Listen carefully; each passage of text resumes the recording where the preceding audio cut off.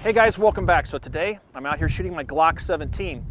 I don't want to talk to you so much about the Glock 17 as I want to talk to you about some of the accessories you can buy for the Glock 17 if you go through the proper legal channels.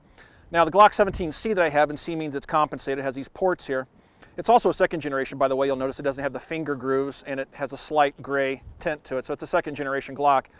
But one of the things that makes the Glock a little bit unique is the fact that it has this hollow swell here in the back of the grip. It has a hole there, and it has a little detent, a little hole in the back that could allow you to lock something in there. What could you lock in there? Well, you can lock a stock in there just like this. Put the stock in the gun, and now you have what's legally defined as a short-barreled rifle.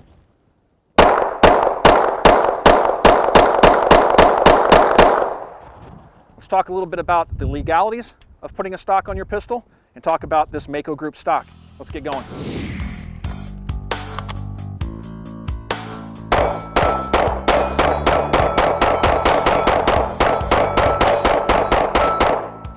First, let's talk about the legalities of putting a stock on your handgun.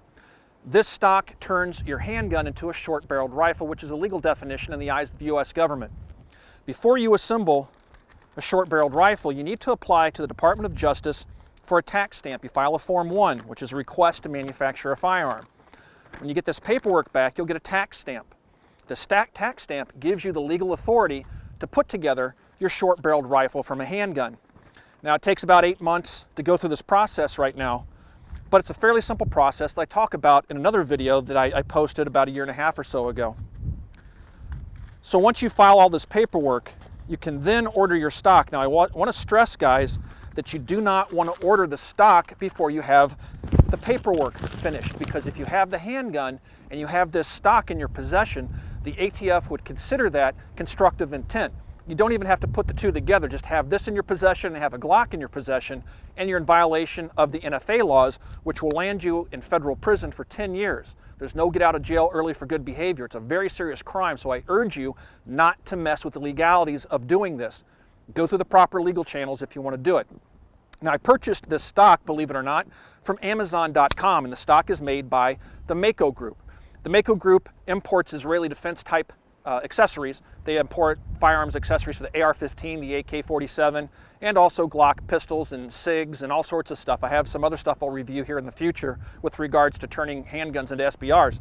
But this little stock was $103 on Amazon. It was sold directly through Amazon from Mako. Now, you want to make sure that you buy a real Mako Group accessories, because there's a lot of companies out there that clone Mako accessories, but Mako won't warranty them if you have a problem. So you want to make sure you get real Mako Group products.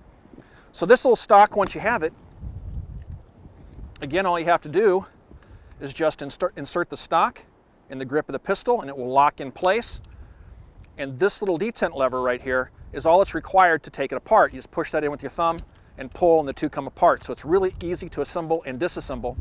One other thing I want to talk about really quick is once you have this firearm registered as an SBR, you cannot take this firearm out of state, even if you don't have the stock on it. I can no longer just carry this as a standard handgun and go to Kentucky. I live in Indiana. I can't go out of state unless I file paperwork to request permission or let the ATF know that I'm taking this NFA item out of state. So that's one of the downsides to doing a conversion to an SBR. However, as long as you stay within the law, you're fine. Now, you put the stock on the pistol, you'll notice the stock is relatively short. The reason for that is because the weapon is designed to be carried concealed under a jacket. It has a little sling attachment right here, which you can put a sling over your arm and carry the handgun under a coat. When you bring the weapon up, there's a release here you saw me fiddling with earlier. You put your hand in there, pinch this, and pull the gun out, and extends the stock so you can get a proper sight picture.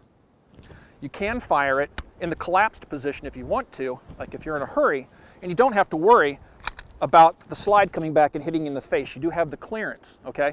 But it also has two positions. It has like a mid position, which is right about here, and then it has a fully extended position right about here. I like the fully extended position. When you have the stock all the way out, you have a fairly decent sight picture. Now, you want to keep in mind that the closer you get the stock to the sights, the more broad those sights are going to be and the less accurate the handgun's going to be at distance. So that's one of the reasons you want to put a stock like this on your handgun. It extends the range of the handgun. If it's good to 10 or 15 yards for quick shots, you put the stock on it, now it's good to 50 or maybe even 100 yards for quick shots. You put a red dot sight on it, and you'll really have something formidable. Let me fire off a few rounds out of the handgun and show you how it works. Now, the stock does mess with the controls of the handgun just a little bit. It makes it hard for me to reach the slide stop and the magazine release because the stock bumps my wrist. So I can no longer release the slide or drop the magazine. I have to do all that with my offhand. To load the firearm, even if I lock the slide to the rear, I put the 30-round magazine in the Glock. I'm trying to hit that release. I can't hit it with my thumb, so what you'll want to do is just reach up and release it like that. When you shoot it, put both hands right here. If you have a railed fore-in on your Glock, which I don't have on this second generation gun, you can put a Mako Group folding pistol grip in the front. But again, you cannot put that on your handgun unless you have it as an NFA item. Just want to remind you of that. But check out how this thing shoots. You'll notice the recoil is really controllable. I can even do quick shots, real quick, like short bursts, even though it's not fully automatic.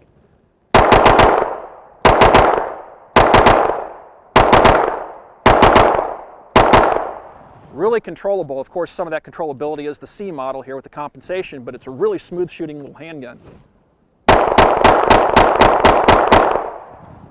Now to release the slide, or I'm sorry, I should say to release the magazine, once again, to do that I can't hit it with my thumb.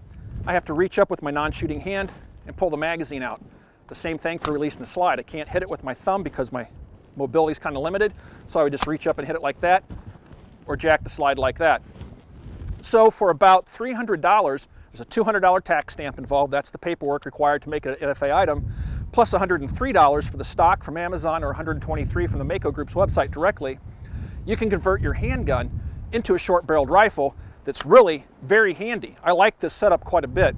If you guys have any questions about this particular setup, you can always ask those questions on our Facebook page. You can find us on Facebook at www.facebook.com/military arms. As always, everybody, thanks for watching. Thanks for the subs. We'll talk to you guys soon.